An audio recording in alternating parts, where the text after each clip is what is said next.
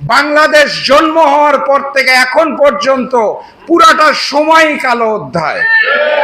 আমরা কালো থেকে ধূসরই হতে পারি নাই, সাদা হব কিভাবে? পুরাটা সময় দুর্নীতির ইতিহাস, পুরাটা সময় গুম খুনের ইতিহাস। সেই যে শেখ মুজিব শুরু করেছিল, শেখ হাসিনা একইভাবে পরিচালনা করে গেছে।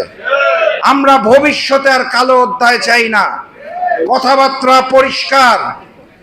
এই ফ্যাসিস্ট শেখ হাসিনা ওই যে ৭১-এর মিথ্যা চেতনার গল্প আর রাজাকারের গল্প বলতো, তারপর পালাতে হয়েছে দিল্লিতে, মনে আছে তো? নতুন করে যারা ফ্যাসিবাদ সৃষ্টি করতে চায় তারা এখনো একই ভাষায় একই সুরে কথা বলে।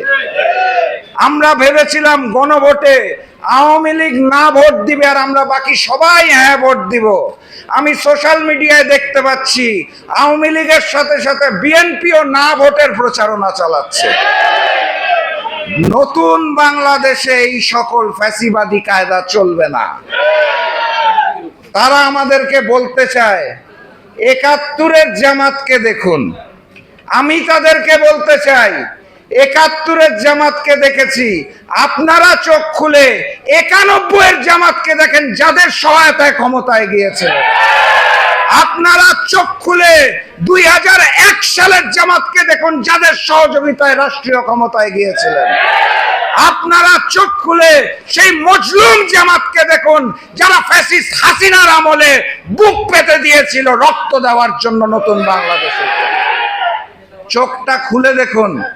শেখ হাসিনার কায়দায় কথা বলা বন্ধ করুন, না হলে শেখ হাসিনার মতো আপনাদেরও বাংলাদেশ ছেড়ে পালাতে হবে।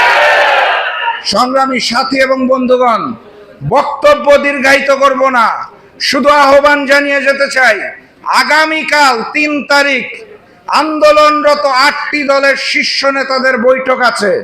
বৈঠক থেকে কঠোরতম কর্মসূচি আসছে। রাজপথে নামার জন্য প্রস্তুতি নেন। নভেম্বরে এই গণভোট হতে হবে এবং আমরা আদায় করে ছাড়ব ইনশাআল্লাহ। এর কোনো বিকল্প নাই। আগামীর সংসদ হবে ইসলামের সংসদ, আগামীর সংসদ হবে কোরআনের সংসদ, আগামীর সংসদ হবে জনগণের সংসদ। তার জন্য প্রস্তুতি নিন। আন্দোলন শেষ হয় নাই, দেখা হবে রাজপথে।